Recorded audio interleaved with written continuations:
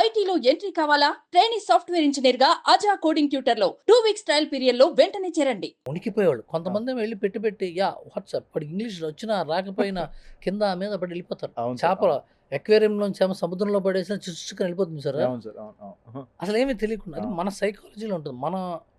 అది మన internal personality డెవలప్మెంట్లో మనం ఎక్కడున్నా మనుషులే, ఎక్కడ ఉండేది మనుషులే.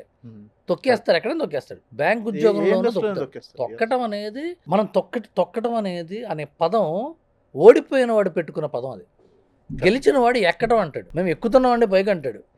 ఆ కాలి కింద ఉన్నవాడు తొక్కేశారు సార్. నాకు ఛాన్స్ ఇవ్వలేదండి. నువ్వు ట్రై చేయలేదేమో. అసలు ట్రై చేసిన తొక్కుతారు భలే వాళ్ళు. Competition sir.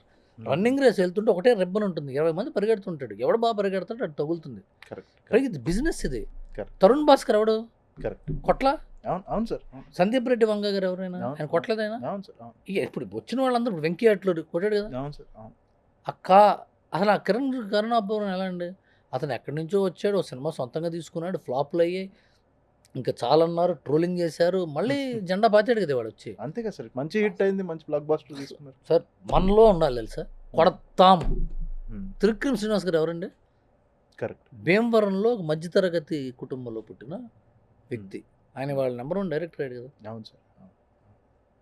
అసలు నెపోటిజం అనేది మనం తొక్కేశారండి, టాలెంట్ ఉన్న వల్ల కాలేదండి, అవన్నీ రాత్రిపూట బాధపడి పొద్దున్నే మళ్ళీ కళ్ళు తుడుచుకొని తల దూకుని బయలుదేరటం. కరెక్ట్. అస్సలు పట్టించుకోవద్దు. అది పెట్టుకుంటే దెబ్బతింటాం సార్. డైరెక్షన్ మీరు 2 సినిమాలు చేశారు డైరెక్షన్ కింద. సో ఆ డైరెక్షన్ దగ్గర ఎక్కడ ఫెయిల్ అయింది, ఏది మిస్ఫైర్ అయింది అంటారు సార్? చాలాసార్లు చెప్పాను నేను. ఫస్ట్ సినిమా చేసినప్పుడేమో నాకు అంత నాలెడ్జ్ లేదు. సెకండ్ సినిమా అప్పుడు నాకు కంప్లీట్ నాలెడ్జ్ ఉంది. అప్పుడు నా మీద అవతలకి నమ్మకం లేదు. నేను అంటే అదే చెప్తాను. ఆర్ట్ ఇయర్ థియరీ సినిమా మేకింగ్లో ఎలా ఉంటుందంటే, audio visual marriage is cinema. Married prints అనేవాళ్ళు ఇది వరకు. అంటే సౌండ్ని పిక్చర్ని కలపాలి. మామూలు సినిమాలకి రీ రికార్డింగ్ అనేది ఒక ఆధారం మాత్రం. లేకపోతే సినిమా చూసేసి డబుల్ పాజిటివ్లో చూసేసి ట్రిమ్ తీసేయండి, అది తీసేయండి, సౌండ్ లేకుండా, డబ్బింగ్ లేకుండా. కొన్ని సినిమాలు సౌండ్ ఎఫెక్ట్స్, రీ రికార్డింగ్, ఆ గిమిక్స్ ఉంటేనే దాని ఎక్స్పీరియన్స్ వస్తుంది. Sound effects and re recording అదే background score are major heart of certain kind of films. నేను జవాన్ అలాంటి సినిమా తీశాను. కానీ ఆ సినిమాని డబుల్ పాజిటివ్లో చూసి జడ్జ్ చేయడం వల్ల చాలా రిపేర్లు చేయాల్సి వచ్చింది. అన్ని రిపేర్లు అయిన తర్వాత బ్యాక్గ్రౌండ్ స్కోర్కి వెళ్ళింది సినిమాది. నా కూడా ఏమో అక్కడ బాగుంటుందని నేను ఎక్స్ప్లెయిన్ చేయలేదు. నా తప్పేంటి, నేను కన్విన్స్ చేయలేకపోయాను. నేను అక్కడ అలెగ్జాండర్ కాలేకపోయింది నాకు డిస్కషన్లో. నేను అక్కడ దిల్ రాజు గారికి చెప్పలేకపోయి, ఇలా ఉంటే బాగుంటుంది సార్, ఇలా ఉంటే బాగుంటుంది సార్. అదే నేను నాదే తప్పుగా. కాబట్టి నా స్కిల్ని కన్విన్స్ చేయలేకపోయాను. నాకు అప్పుడు స్కిల్ ఉంది. ఫస్ట్ సినిమాకి నేను పెద్ద స్కిల్ఫుల్ కాదు నేను. నాకు అప్పుడు అర్థమైంది. నాకు అప్పుడు అర్థం అవ్వలేదు. సెకండ్ సినిమా అప్పుడు నేను completely equipped with all techniques, all camera angles, sound, re recording ఇక్కడ ఉండాలి, ఇది ఇక్కడ ఉండాలి, అది అక్కడ ఉండాలి, ఎవ్రీ మైన్యూట్ డీటెయిల్ నాకు గ్రిప్ ఉంది. కానీ అప్పటికి నేను ఫ్లాప్ సినిమా తీసా కాబట్టి మేము కాపాడుతాం అన్నారు అందరూ. నా వెర్షనేనండి ఫస్ట్ అనుకున్నా.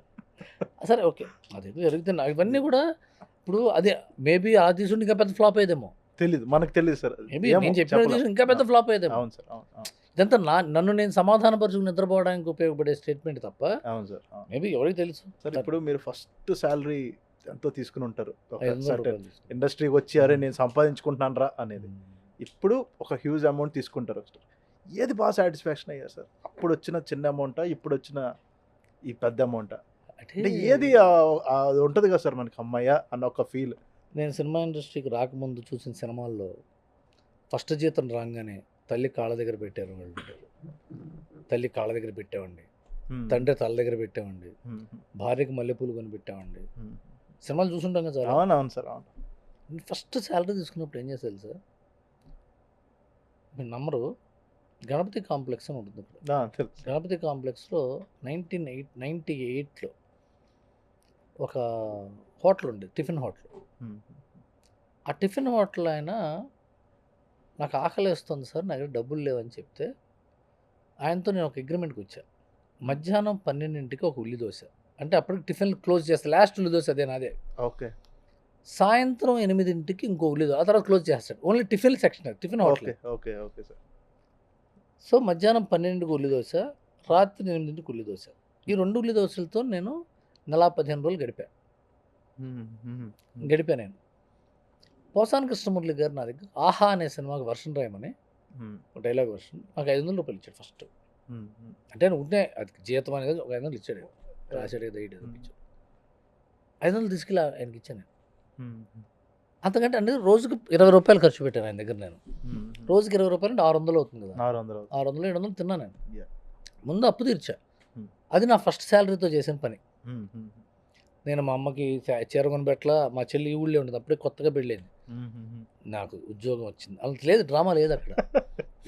ఇప్పుడు ఎలా ఉంది, రెమ్యూనరేషన్ వస్తే మనవాడికి ఫీజు కట్టేస్తే అయిపోతుంది కదా, లేకపోతే మా నెక్స్ట్ ఫ్యూచర్కి ఏదైనా సేవ్ చేసుకుంటే అవుతుందా, లేకపోతే ఇంకోటి ఏదో కొంటే అవుతుందా.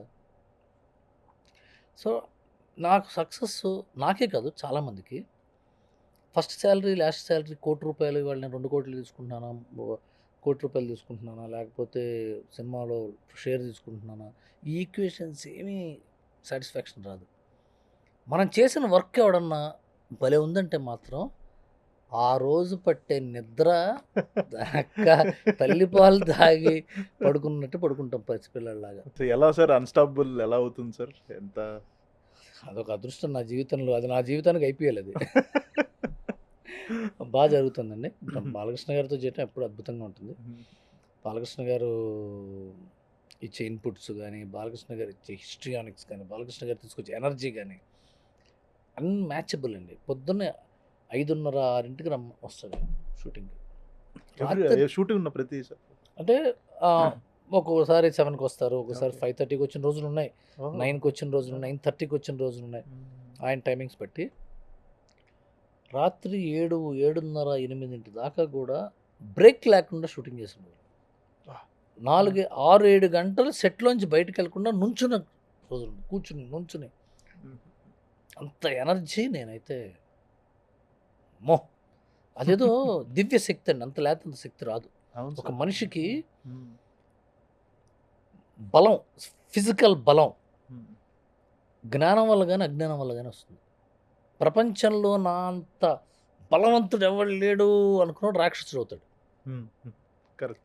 ఎంతో నాలెడ్జ్ ఉన్నవాడు బ్యాలెన్స్డ్గా ఎవడొచ్చి కొట్టినా ఎవడొచ్చినా సరే స్థితప్రజ్ఞతతో, ఓర్పుతో, పేషెన్స్తో ఒక శక్తి ఉంటుంది చూసారా, అది దీన్ని మ్యాచ్ చేయగలిగేది.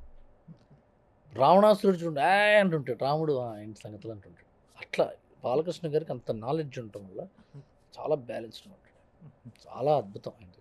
నెక్స్ట్ ఇంకా ఎపిసోడ్లు అదిరిపోతాయి నెక్స్ట్ వచ్చి.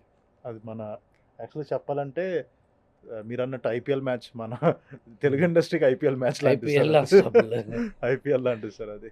అవును, ఈ సీజన్ అంతా చలికాలం అంతా ఐపీఎల్ అయింది. మళ్ళీ కాకపోతే ఆహా వచ్చిన తర్వాత ఏంటంటే మనకి ఎప్పుడు కావాలంటే ఇప్పుడు చూసుకోవచ్చు, పాత ఎపిసోడ్ ఒకసారి చూడొచ్చు, మళ్ళీ రివైండ్ చేసి అప్పంచి చూడొచ్చు, ఇలా చూడొచ్చు. అది ఒక చాలా బెనిఫిట్ సార్ మనకి. టీవీ సీరియల్ అయితే గాలిలో కలిసిపోతుంది, అరగంట అయిందో టీవీ లేదు. సార్ ఇప్పుడు మీది హరీష్ శంకర్ గారిది రవితేజ గారి మధ్యలో ర్యాప్ అండ్ ఫ్రెండ్షిప్ ఎట్లా ఉంటుంది సార్? అంటే మీరు ఎంత చిల్ అవుతారు, ఎంత ఎంజాయ్ చేస్తారు, ఎంత ఫన్ ఉంటుంది? అంటే రవితేజ గారితో ఉండే ఒక మేజర్ కాన్ఫిడెంట్, నేనైనా హరీష్ అయినా ఇంకందరూ, ఇంకా మా ఫ్రెండ్స్ గ్రూప్లో చాలామంది ఉన్నారు. రవితేజ గారితో వచ్చే మేజర్ కంఫర్ట్ ఏంటంటే ఆయన హీరోగా ట్రీట్ చేయక్కర్లా. హీరో